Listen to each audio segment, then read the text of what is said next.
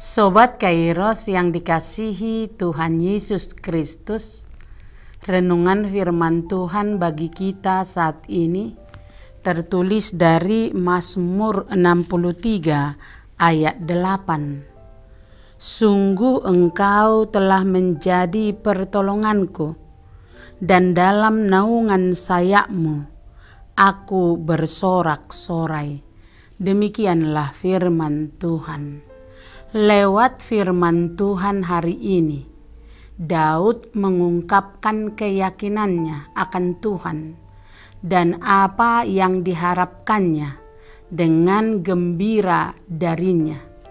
Dalam naungan sayap-Mu aku bersorak-sorai, yang merujuk pada sayap-sayap kerub yang terentang di antara tabut perjanjian, yang di atasnya Allah dikatakan bersemayam, seperti pada sayap-sayap burung, yang di bawahnya anak-anaknya yang tidak berdaya bisa terlindungi, seperti anak-anak Raja Wali.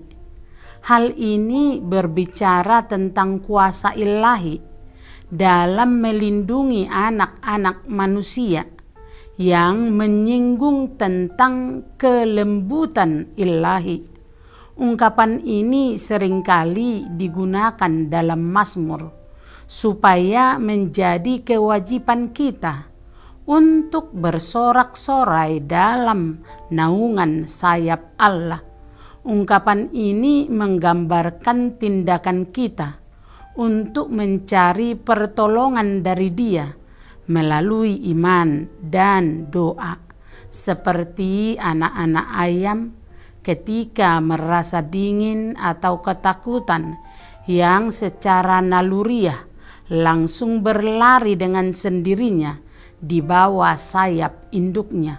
Ungkapan ini juga menunjukkan bahwa kita mengandalkan Tuhan sebagai seorang yang mampu dan siap sedia untuk menolong kita, dan bahwa kita mendapat kesegaran dan kepuasan dalam pemeliharaan dan perlindungannya. Sesudah berserah diri kepada Tuhan, kita pasti akan tenang dan senang dan merasa tentram dari ketakutan terhadap bahaya.